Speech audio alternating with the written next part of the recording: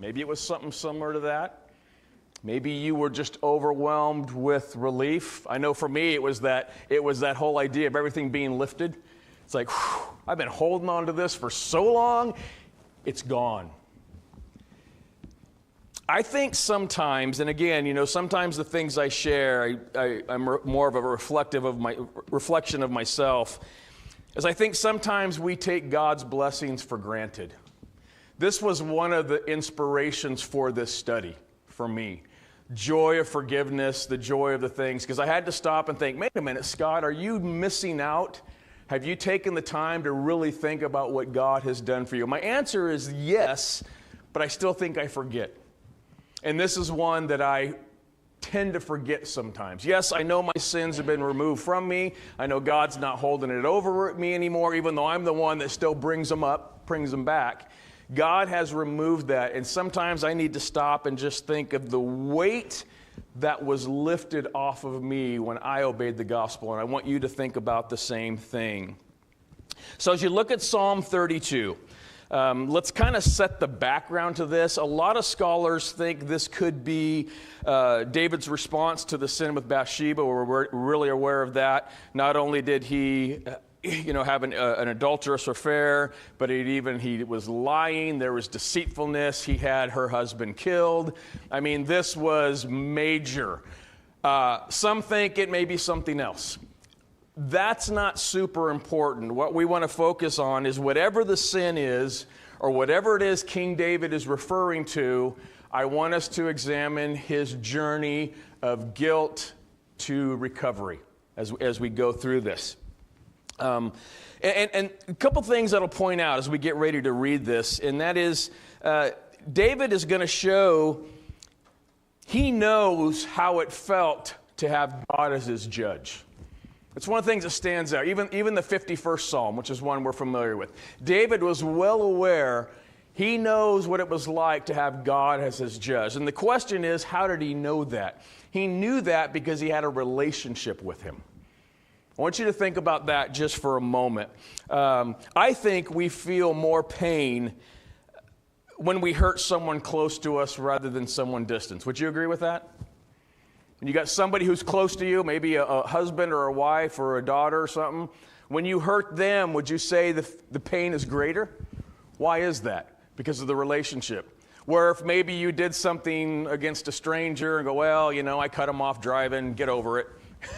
In other words, there's a distance there. We don't value that as much. But when we hurt a loved one, we're like, wow, my relationship's hurt now. Whether I lied or did whatever it is that I should or shouldn't have done, this is really painful. And this is why David is feeling this way. He has a relationship with God. But he also had a relationship that he knew he could experience forgiveness. David wanted the reconciliation. He desired that reconciliation. So in this psalm, he's going to instruct us how to know or see the blessings of forgiveness. But it's very important for us that we go on David's journey. I want to be very specific, and this is going to be a verse-by-verse discussion. I hope some things that you'll share with us as well. And remember, this is a psalm that flows from a lot of pain. I would almost say that maybe David's paralyzed by the guilt. That's just my terminology there, all right? Let's look at Psalms 32. Would anybody like to read this for us? I should have asked that earlier. Would anybody like to read the 32nd Psalm? Who wants to take that on for us? All right, Reed. As Reed reads this, I just kind of follow.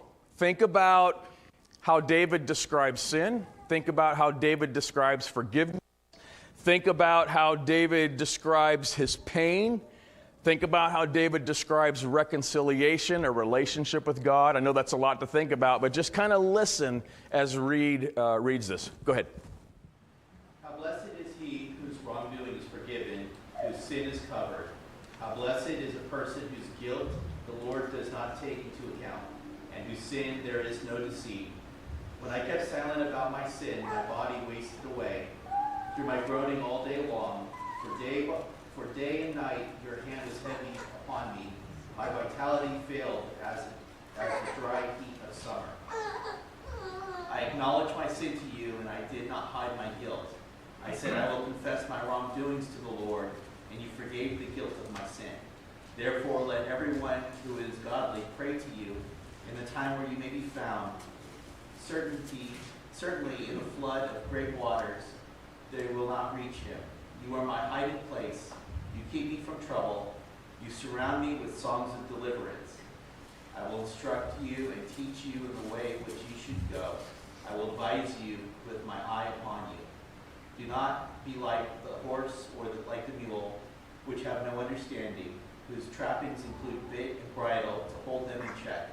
Otherwise they will not come near to you. The sorrows of the wicked are many, but the ones who trust in the Lord, goodness will surround him. Be glad in the Lord and rejoice, you righteous ones, and shout for joy, all you who are upright in heart. Thank you. Depending on what your Bible version, you'll probably say it says a maskil of David. That means an instruction. So this is a psalm of instruction. So we're gonna listen to what David has to say. So I want to get right into this, looking at verse 1 and 2. How does David describe the attitude of the person whose sin is forgiven? He uses a word in there. Jesus uses the same word in the Beatitudes. What's the word does he use? You can just shout it out. Blessed. What does he mean by that? What does he mean? Some versions might say happy. I prefer blessed. That's just my own opinion on that. But what does he mean? What's he saying when he says, blessed is the man or individual whose sins are forgiven? What comes to mind? Yes, Eric. You said it before already, relieved. Yep.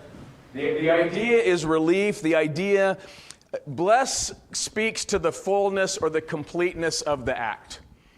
Right? It's just not, man, I'm glad I'm forgiven. No, it's, wow, I have been forgiven. And so the individual who recognizes forgiveness recognizes the completeness of that. Chris. I just studied several months ago, one of the root kind of feelings that this word blessed is supposed to evoke is living the good life. The person living the good life is one whose transgressions is forgiven. The person living the good life is the man against the Lord counts no iniquity. It has that connotation. Right. So think about, what does living the good life suggest? I would say free of guilt. I'm enjoying this life. All right, I am enjoying my life now because it's like the illustration I just gave. You've taken off the handcuffs. I'm going to go enjoy my life. Right? Did I see another hand? You may have to get him up there. My eyes are a little blurry this morning. So look at this. All right, so yes, he speaks of the completeness. But I don't know if you picked up on this in verses 1 and 2. Notice that David uses 3 words to describe his sin. All right, he uses transgression, which means breaking loose or tearing away from God. The next word he used is the word sin, which means that which is not pleasing. It's the same word that we use, missing the mark. You know, we talk, what is sin? Sin is missing the mark. The third word he uses is iniquity, which means perversion or distortion. I just find that interesting, using 3 words to describe what separated him from God.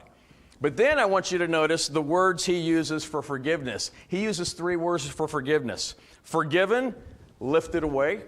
The next one is covered, means hidden or invisible. And the idea isn't, we misunderstand covered, that they've been covered, but if you mess up, we're going to show them again. No, covered means they're hidden. They can't be seen. Right? That's the idea there. And then the third word is not imputed, means erased or not recorded. Remember what 1 Corinthians 13 says? Love keeps no record of wrong. It's the same idea here. All right? So God's love, God's forgiveness does not keep a record of it. In other words, we don't go back and God say, I know I forgave you of that, but I want you to never forget. God doesn't do that. We do that, but God doesn't do that. All right? So what do you think David's acknowledging there in those descriptions? Got any thoughts? What do you think remember I said earlier he's got this relationship with God, so what is he acknowledging? Yes, Carolyn. He's acknowledging first that he really messed up, and second transition from that wrongness was only done through God. Right. Yes. Good point. He's admitting that sin in its complete form destroys me. That's what he's saying. When he uses those three words, he's just saying, this is what sin has done. It has destroyed me. It has separated me from my God. And we're going to see in a few minutes, it makes me miserable. But then he also acknowledges there in that latter part of that verse, when I talked about the words of forgiveness, he's acknowledging forgiveness fullness. In other words, sin destroys me, forgiveness restores me. That's what he's recognizing there in those two verses. So he begins, and I think this is interesting that he begins with this. He doesn't start, now hang on, God, I goofed. I messed up a little bit. He goes right to, let's look at the facts. I'm either separated with God or I have a relationship with God. Now he's going to take us on a journey. All right, he's going to take us through a journey, what he's going through. And what does that tell you about God's forgiveness? If you have a thought, share it. But I put this kind of a part of the second question there. I think what this tells us is that, number one, God takes sin seriously. We can say, yeah, we know that. But we forget that, I think, sometimes. Because in our society, a lot of times we don't take sin seriously. It's very passive. But here David is reminding us, what do we learn about God? Sin is very serious, but so is my forgiveness. That's what we learn about God. If you see anything else, let me know. But I want to move on here. All right? One of the things I find in this passage, you remember the verse, I can't remember where it is, where he refers to David, a man after his own heart? Why would God say that about a man who sins like this? These are big sins. It's assuming we're talking about the sin with Bathsheba. He had a lot of sins. Why would God look at a man of this sinful nature and say, you're a man after my own heart? Logan. Sin is assumed. What's that again? Sin is assumed. God assumes that there's going to be sin in our walk on the earth. It is what makes Jesus miraculous, is to go through life without sin, and it's what makes us non-miraculous. So, and he's also talking about David's heart. He's not necessarily talking about David's head or anything else, right? David's got a head full of humanness, just like you or I, but his desire is to get closer to the target, to be closer to God all the time. And I think that's what God loves and appreciates. And what Jesus would say, coming in this room 2,000 years post-death, that, wow, you guys are still here, and I love you so much for it, right? Yeah, good point. Carolyn and then Aaron. I think that we have a tendency to look at man for their mistakes, and I think when God forgives us, he forgives us, as far as the east is from the west. So when he looks at us after we've been forgiven, he no longer sees the sin at all. Right. And so he only looks at David through the heart that he grows through the forgiveness. Right. It's what God sees. Aaron? I was just thinking, we don't really have to wonder what Jesus means when he says that if we just read all the Psalms. I think it's really evident to see that David's attitude is after God's heart. That's his attitude, is he is always comes back to pursuing a relationship with God, and God recognizes that. Yeah. I think all three comments were spot on. I think it was spot on, all right? It's what God sees, not the actions, but he sees the heart, all right? I think that was well. Yes, Michael? Not repent that we have in our hearts. Because sometimes our kids say, oh, I'm sorry, but they're not really sorry. But if they're really crying, you can tell it's really hurting their heart, how sorry they are, and how much they really feel about doing wrong. It's that repentful heart that really is deep. So let me ask you something as a parent or any parent here. Do you know when your kids are sorry and when they're not? You kind of answer, yes, no? Was I the only one that said, try again?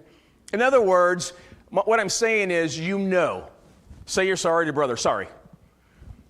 All right. Well, we have some work to do. All right.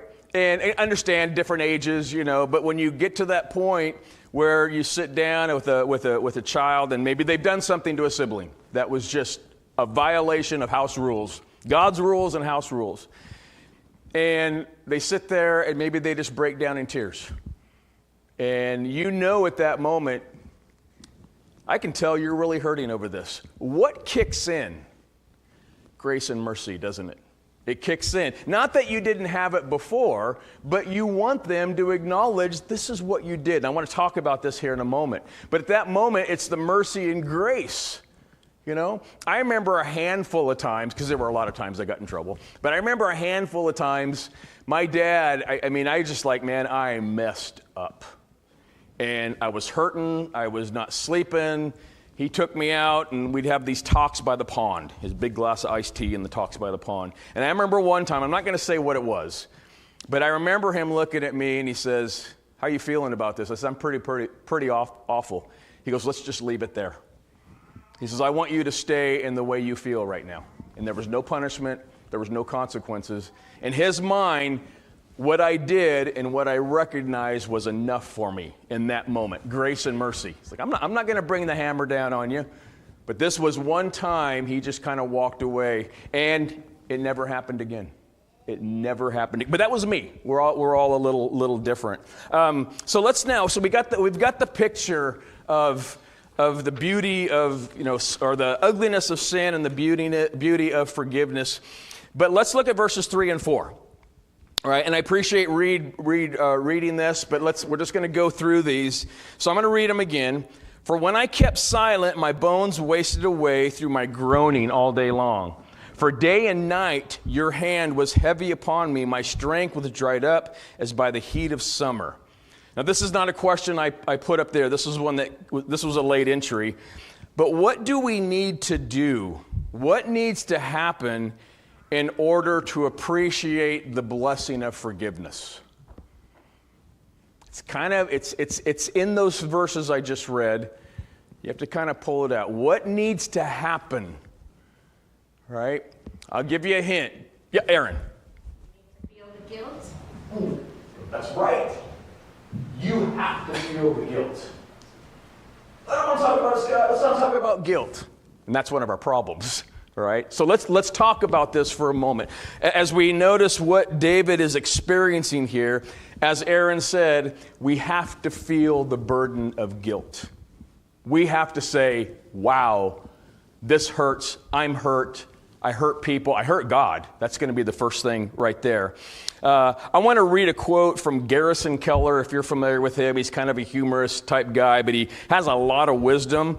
But he says, "Guilt is a gift that keeps on giving." And I thought, wow, I don't like that guilt keeps on giving, but I like the quote. All right, I really like that, because those who appreciate most God's gift of forgiveness, I think, are the ones who felt the most pain of their guilt. That's how I look at this, and I think this is what David is saying. But it's not only that we have a tendency to water down our own sins. I was thinking about something here that I think we as God's people need to be careful of, right? We get a brother or sister in Christ who falls into sin. What's the first thing we tend to say to them? They're feeling the guilt of sin. You're seeing the pain of sin. What might you've heard it, maybe you've said it before. We all do it. It's no big deal. Hey, just take a deep breath. We'll get through this. Okay, true. That's our compassion. All right? What do you think a person who's struggling with sin or a fault needs to hear from us? Yes, they need to know we love them. Chris is going to talk about suffering and compassion. I'm really excited to what Chris is going to bring for us here. But along with the compassion, what do they need to hear from us? What do they need from us? They need someone to look us in the eye and say, you need to own this. Carolyn. I also think that sometimes we push it into the opposite extreme where we think people have to feel this deep shame. Right. And we think that for some reason, us being harsh and judgmental and letting them know just how miserable they should be or how awful their sin is, Right. that pushes them into shame, which is really isolating and a problem. Right. So I think they need to know it, but most people who are grieving it do know it. And they're at a point where they need us to say, you know what, I'm going to walk with you through this. Exactly. We're not saying it's okay, we're not saying that it's, but it's, I'm here for you, and let's get you through this. Right. And that's where the tension is. That's exactly right. That's where the tension lies, all right? Do we water it down, or do we jump to the guilt wagon, as Carolyn pointed out? And without going too deep in this, enough people have left the Lord's church because of the extreme guilt placed on them by those worshiping and being with them, right? And that's yes, Ashley. Something I think too, if you don't grow up in the church, I didn't grow up in the church, it's hard to understand the extreme forgiveness that you get. Like, I carried a lot of guilt, like, as a new Christian for past sins that had been washed away. It's just such a big idea to understand. And in my walk with Christ, you know, I do understand now. And it's such a great gift, and it is joy. But it's almost, you know, your walk with Christ and just the whole journey. It becomes a greater joy the more you understand it. Right. And I like what Carolyn said. Gabby, I'm going to get you in a second. I like what Carolyn said. All right, you did this. It's painful. Let's walk through this together. I think that's the key. Yes? I think of guilt for your own sin is kind of like mourning your own death. Because sin separates us from God, so it's just like, that's how I think of it. You're mourning your own death. So it's just like, I would go up to a person and say, hey, I do it too. What you did was bad, but let's pray about it. Right. Let's ask God what we can do about it. You know, let's not have, we don't like, I'm not telling that person, oh, have a pray away attitude. It's just going to go away immediately through the prayer. You're still going to feel like guilt afterwards, but you can still ask for forgiveness. Yeah, excellent point. I like that idea. I always like the idea of mourning something. All right, I'm just going to elaborate on your example there. You use a loved one, we lose a loved one, something's gone. In that we feel the pain of that. So when we know and understand sin, which we can only understand this fully with a relationship with God, we realize I'm separate from God. And any brother or sister who wants to step in and say, we want you back, we want to pray with you, we want to study with you, what things can we do to help you get back on track, all right? You're still recognizing the sin. They see the consequence. It doesn't need to be put in their face. They need to go on the journey. Carolyn. And I think even with our relationship with God and Christ, we aren't changed through judgment. We need judgment, but that's not where change happens. Right. Change happens when we understand the grace and mercy that we have through Christ is what clears us of that judgment. And I think as Christians, we need to give that message so much when somebody knows that they've done wrong. If we want to see people's lives change, it changes when we have grace and mercy and walk through it with them. Right. I'm going to share one more, I think, kind of a humorous thing. My dad was working out of town, up out of Loyalton, up there, Gray Eagle area, and we got to go up for the week with Dad and stay in a hotel. How cool is that? All right, that was just huge for our family. And my dad said, all right, see where the cars are parked? You're not to play in that area. Too many, cars, right? So this was my play area. Well, that was Dad's rule, not mine, all right? And so I went and played in that area, and there was a big tire. And then there was a big ditch. And in my mind, I go, I bet if I throw this thing over, it's going to bounce. I mean, wow. I'm about 8 years old, so I pick this thing up, and I roll it up the wall. And Jody, she's not here, but Jody's like, I wouldn't do this. And I'm like, watch this. So I push it, and it bounces. Boom, boom, boom. Wasn't that funny, Well, Jody tells Mom, all right? Mom, who I love dearly, was a wait till your dad gets home, all right? So there's 4 hours, which was really about 66 days of complete pain, all right? Just complete pain. Dad walks in, and says what happened. And in the meantime, the owner or the manager of the apartment or the hotel went down into the ditch and pulled the tire out and fixed it. So mom and dad are a little embarrassed. Dad's not happy. So dad says, all right, I was going to get the tire, but I couldn't at 7 years old. So the owner or whatever brings the tire back, and dad says, all right, you're going to his door and you're apologizing. Whoa, what? He goes, go. And he stood off and he watched me. He goes, you're doing this. So, in all my nervousness, I knock on the door and I apologize. And if I remember, the man shook my hand and said, it's okay. After that, dad hugged me. Never spoke, gave me a hug. He goes, you did the right thing. And that was it. There was no lecture on the danger of tires bouncing down the road or, in other words, you learn to respect what I told you to do. Not only did you violate that, you also created an inconvenience. And it wasn't your tire to bounce in the first place. Right? And I say that's a little bit more of a humorous example, all right? But that's how I look back and I recall going through something, recognizing the guilt, experiencing what we call the natural consequences. You're going to go make this right. And my dad's love and mercy never left. He was a little mad, but it never, ever left. So one thing I wanted to point out on this thought, and then we're going to move on to the next couple of in verses 3 and 4. I mentioned earlier, no, David doesn't say I goofed or I stepped over the line. It's not this casual approach to sin that we take sometimes. You see these movie stars and there's all kinds of unfaithfulness going on, and they'll interview one of them. Well, I slipped. I made a mistake. No, you violated the marriage covenant is what you did. This is serious. But I want to draw your attention. I'm going to go ahead and read the Psalms 51, which is the penitent prayer in the Bible. And this Psalms 51 is at the conclusion of David's sin, or has recognized his sin with Bathsheba. I'm just going to read verses 3 and 4 and listen to how David felt the burden of guilt. I know my transgression and my sin is ever before me. Against you and you only have I sinned and done what is evil in your sight, so that you may be justified in your words and blameless in your judgment. In other words, both in Psalm 32 and Psalm 51, notice what David says. I know what I have done. My sin is sitting, imagine the sin is sitting right in front of him. He can't escape it. It's right there. I see it. I turn to the left. The sin, I turn to the right. The sin's there. In other words, it's on my head. It's on my heart. It's ever before me, is what David, and so that's what he's recognizing this. He's recognizing the guilt and the burden of sin.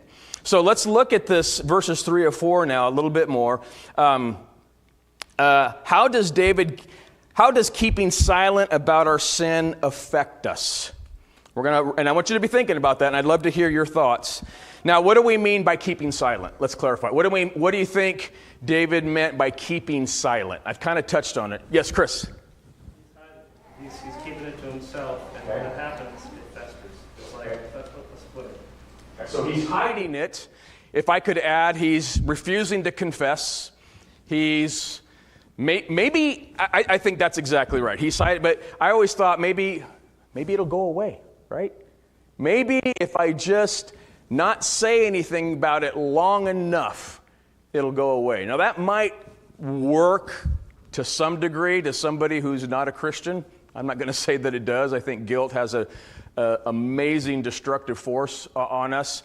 But for the child of God, we're never going to escape that. We're never going to escape that guilt until we do something about it. And conviction, it can be really painful. In other words, the conviction of sin. When we're convicted and we realize what we did, it can be extremely painful. I have a quote here. I had Carolyn put in there. This is from John Donne. I don't know who he is, but I like this. Sin is a serpent, and whoever covers it only keeps it warm so it may sting even more fiercely and disperse the venom more effectively. I thought that kind of hit the nail on the head. Look at that. Sin is a serpent. You try to keep it warm, it's still going to bite you. That's still going to happen. So let me go back to this slide here. Oops, let me bring this back up. So looking at that passage, all right, how does David describe the effect of sin. Break it down. What's the first thing he says? So in verse 3, when I kept silent, as Chris just pointed, so when I chose to not say anything, not talk about it, keep it, this is what happened. All right? And see if this resonates with you. If you've been in this situation, we're not here to share stories or anything, all right? But if you've been in this situation where you have been silent about a sin, see if David's words don't resonate with you just a little bit. All right, so he says what there? My bones wasted away. All right? What do you think what's he describing here? My bones wasted away. Give us a thought here. What comes to your mind when David said, my bones are wasting away? Yes. You just feel like you're dying inside, keeping it to yourself, like, it's just like the life's being taken from you. There's this slow, gnawing across, secret. Yeah. And, you're just, You said like you're dying inside, right? All right. Has anybody cut themselves to the bone, literally? It rattles you.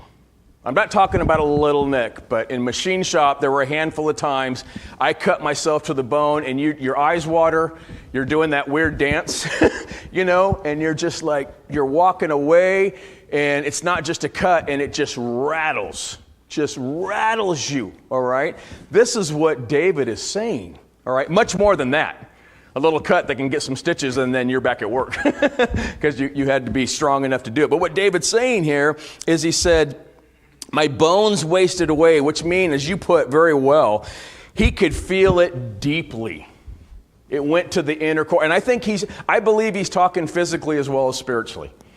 I don't think he's just talking about a spiritual anguish. He's talking about this thing ripped my gut out.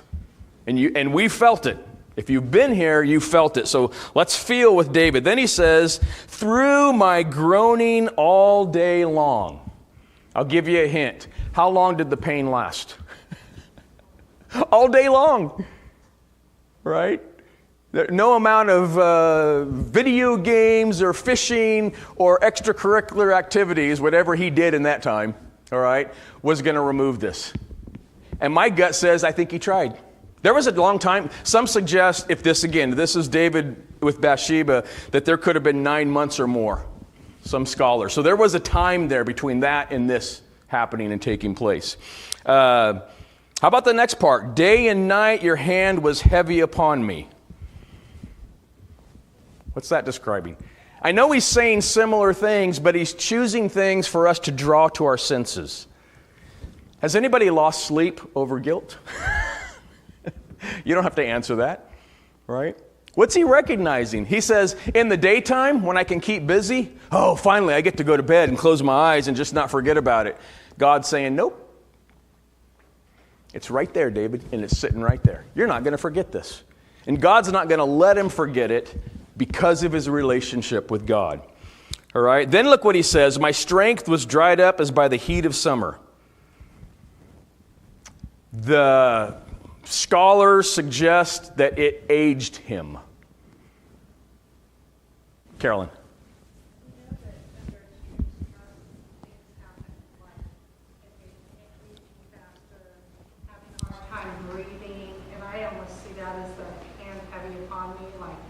That pressure of I just can't even get a deep breath, and the weakness that comes from it, and stress has that physical reaction to people. Yeah, it does. And I know this is the field Carolyn is in, and not to take this out of context, but many times when you work with individuals with severe depression, not all the time, but there are a lot of times they're dealing with a lot of things that happened in their lives. All right. Again, it's not an absolute, I'm not suggesting that at all. But the idea is a lot of times they're dealing with something. They need to get it brought up. All right. So, to help them work through it. So basically what David says, and is it Loren? Am I saying that right? So what Loren said earlier a moment ago is and I think this summer, it's slowly killing him. Spiritually, he's dead spiritually. What has he got left? His physical body, and it's just chiseling away at him, just chiseling away. And so this is the situation that David finds himself in. All right, but look at verse 5. So 3 and 4, we got the misery, we got day and night, we got all that stuff we just talked about. Now you look at verse 5. Verse 3 and 4, because David is after a man God's heart, verse 3 and 4 produced verse 5. Look at verse 5. All right, so here's the weight, here's the sin. Verse 5, I acknowledge my sin to you, and I did not cover my iniquity. I didn't hide it. I didn't, I will confess my transgressions to the Lord, and you forgave the iniquity of my sin. Let me ask kind of an obvious question, but let's get it out there. What does it mean to confess your sin? We need to understand this. I know you do, but I want to hear what you have to say. What does it mean to confess your sin? When David confessed his sin, what did he do? Oops, I made a mistake. Sorry, it won't happen again. What do you think David acknowledged when he confessed his sin? Thoughts? Yes? I think one, it's easy to kind of think about it and push it away and you feel it, but once you say it out loud, that's a step. That takes some guts, and there's a weight to that. And I think not only saying it, but I know when I've been asking for forgiveness for something, I also try to say how that affected my relationship with God. These are the things I knew that you don't want me to do that I did. It's not, there's more to it than just I made a boo-boo. Right. And I'm sorry. There's that, you need to talk it out for yourself as well as for God. Right. And I'm going to add to that, you don't have to list out the sin. God knows. I think even today when we confess your sins, I want all the details. No, that's not what the scriptures ask. Dave, and then back to Chris. Chris. Go ahead, Chris. Charmaine. Pardon? Charmaine. Oh, I'm sorry, Charmaine. Thank you. Dave was raising his hand for you. Got it. It's all right. It was kind of on the idea of what he just said about that he said about you completely own it. You have to really feel it. You feel it inside to begin with. Right. But then you have to go to God and really confess to him what you did and let him know that you're sorry.